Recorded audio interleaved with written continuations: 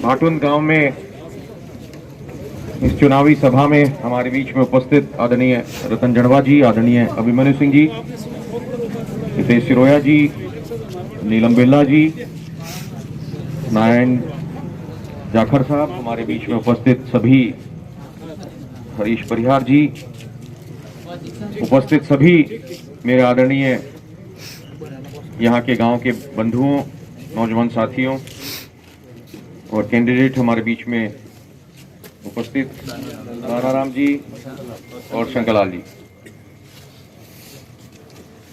मैं बहुत लंबी बात नहीं कहूँगा क्योंकि बहुत देर से आप लोग यहाँ वेट कर रहे हैं। करीब 3-3.5 घंटे हम लोग विलंब से चल रहे हैं और आप लोगों ने उसके बावजूद भी इतनी देर रात तक आप लोग यहाँ पर एकत्रित हैं। मैं धन्यवाद देना चाहूँगा आप सभी लोगों को, यहाँ उपस्थित भाटुन के सब साथियों को, नौजवान साथी पीछे खड़े हैं उनको भी। 2 समस्याएं गांव की सामने आई हैं, जिसमें एक समस्या जो है निश्चित रूप से आप लोगों की मांग जो है जायज है, होना चाहिए ऐसा कि स्वास्थ्य की दृष्टि से हमें यहाँ पर हमारे जो है स्वास्थ्य लाभ के लिए अस्पताल भी मिले, डॉक्टर भी मिले, नर्स कंपाउंडर भी मिले। उप स्वास्थ्य केंद्र यहाँ पर मौजूद है। उप स्वास्थ्य केंद्र में अमूमन एक एएनएम या कंपाउंडर की व्यवस्था रहती है। इसको आपने क्रमोन्नत करने की जो मांग रखी है, मैं आपकी बात को निश्चित रूप से आगे स्वास्थ्य मंत्री जी से चर्चा करूंगा। क्या प्रोविजंस हैं? अभी कुछ समय पहले कुछ विधानसभा क्षेत्रों के हिसाब से ये तय किया गया था कि एक क्षेत्र को 2 शायद पीएससी दी जाएगी और 1 सीएससी दी जाएगी। तो यहाँ क्या तय हुआ है एक बार देखना पड़ेगा। अगर बाली विधानसभा क्षेत्र की पीएससी अभी तक तय नहीं हुई तो कोशिश करेंगे कि भाटुन को उसमें लाया जाए किसी तरह से। मैं यही कहना चाहूँगा कि निश्चित रूप से एक जायज बात आप लोगों की है जो आगे पहुंचनी चाहिए। दूसरा, बिजली की जो समस्या है वो संबंधित अधिकारियों को कह के जल्दी दुरुस्त करने की कोशिश करेंगे। मुझे भी बड़ा ताज्जुब हुआ सुनकर के रात को 10 बजे से लेके 6 घंटे के लिए बिजली, उसका कितना यहाँ पे क्या कोई जो एग्रीकल्चर के हिसाब से है क्या है?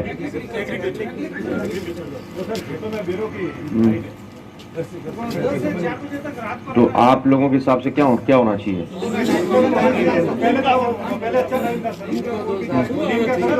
अभिमन्यु सिंह जी, ये इसमें अपन चर्चा कर लेते हैं, है ना? संबंधित अधिकारियों से बात करके इसमें आप लोगों के अनुरूप बदलाव की कोशिश हम लोग करेंगे। और मैं समझता हूं कि बहुत बड़ी समस्या नहीं है। उप स्वास्थ्य केंद्र वाला काम थोड़ा बड़ा है जो जयपुर स्तर पर होगा और बहुत जल्दी हम लोग इसमें कुछ ना कुछ निर्णय निकालने की कोशिश करेंगे। मेरा निवेदन है कि जब ये ऐसे जब काम आते हैं सामने, तो ये काम तभी होते हैं जब नीचे के स्तर पे जो है आपकी बात रखने वाला प्रतिनिधि आपके जो है हिसाब से हो। हमारे शंकर जी और या थानाराम जी दोनों ही साथियों को अगर आप जिताएंगे तो इस बात को ये अपने हिसाब से उठाएंगे आगे। हम लोग माध्यम बनेंगे निश्चित रूप से। संबंधित मंत्रियों को, संबंधित विभागों को, प्रशासन को और मुख्यमंत्री से भी अगर चर्चा किसी काम के लिए करने की जरूरत पड़ेगी तो वो करेंगे, लेकिन उसके लिए जनप्रतिनिधि आपका यहाँ होना आवश्यक है। इसीलिए काम अटकते हैं।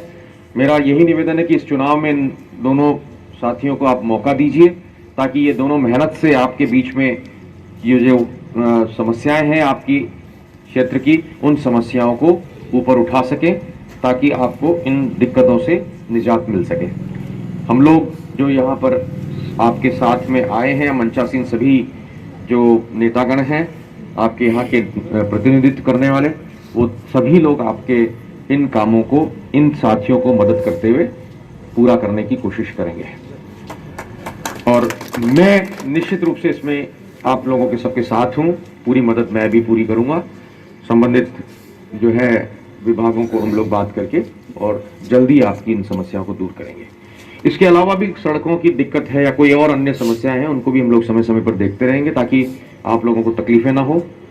ये 23 तारीख का जो चुनाव है, मैं अपील यहाँ आप लोगों के बीच में करने के लिए आया हूँ अपने साथियों के साथ में। ये भी आपसे यही अपील करना चाहते हैं कि दोनों ही साथियों को आप जो है कांग्रेस के उम्मीदवारों को आप जिताएं ताकि एक कड़ी आगे बढ़े। यहाँ एमएलए कांग्रेस का नहीं है, एमपी कांग्रेस का नहीं है, सरकार 3.5 साल तक कांग्रेस की है।